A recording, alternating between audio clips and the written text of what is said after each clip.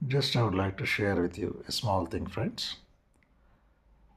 ఒకసారి సుత్తి బంగారాన్ని కొడుతుందట. ఎందుకంటే బంగారానికి ఒక ఆకారం రావాలంటే సుత్తితోనే కొడతారు. అట్లాగే ఇనుముకు కూడా ఒక ఆకారం రావాలంటే సుత్తితోనే కొడతారు.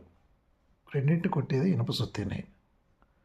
అయితే బంగారాన్ని కొడుతున్నప్పుడు సుత్తితో చాలా చిన్న శబ్దం వస్తుంది.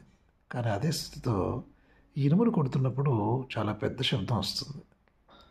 ఈ విషయం గ్రహించి బంగారం ఇనుమును అడుగుతుందట, ఎందుకు నిన్ను కొట్టేది అదే సుత్తి, నన్ను కొట్టేది అదే సుత్తి, కానీ నువ్వు ఎందుకలా గట్టిగా అరుస్తూ ఉంటావు, నిన్ను కొడుతున్నప్పుడు అంత పెద్ద పెద్దగా శబ్దం చేస్తున్నావు ఎందుకు, నేను చూడు ఎంత సైలెంట్గా ఉన్నానో అందట.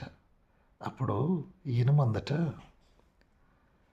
ఇప్పుడు నిజమే, నీకు సంబంధం లేనిది నిన్ను కొట్టినప్పుడు నువ్వు పెద్దగా శబ్దం చేయవు, కానీ నాకు సంబంధించింది నన్నే కొట్టినప్పుడు నాలో ఏం చేయమంటావు, ఆ బాధతో శబ్దం ఎక్కువ వస్తుంది అన్నదట.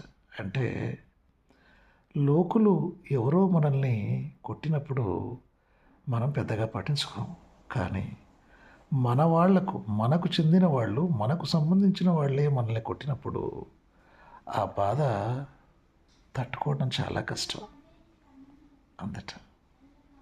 మరి అర్థమైంది కదా ఫ్రెండ్స్, మన అనుకున్న వాళ్ళు మనల్ని బాధ పెట్టినప్పుడు, లోకులు ఎవరో బాధ పెడితే అది పెద్దగా మనం పట్టించుకోం, కానీ మన అనుకున్న వాళ్ళు ఎవరైనా మనల్ని బాధ పెట్టినప్పుడు అది చాలా బాధగా అనిపిస్తుంది. ఇది ఇందులో ఉన్నటువంటి నీతి సూత్రం.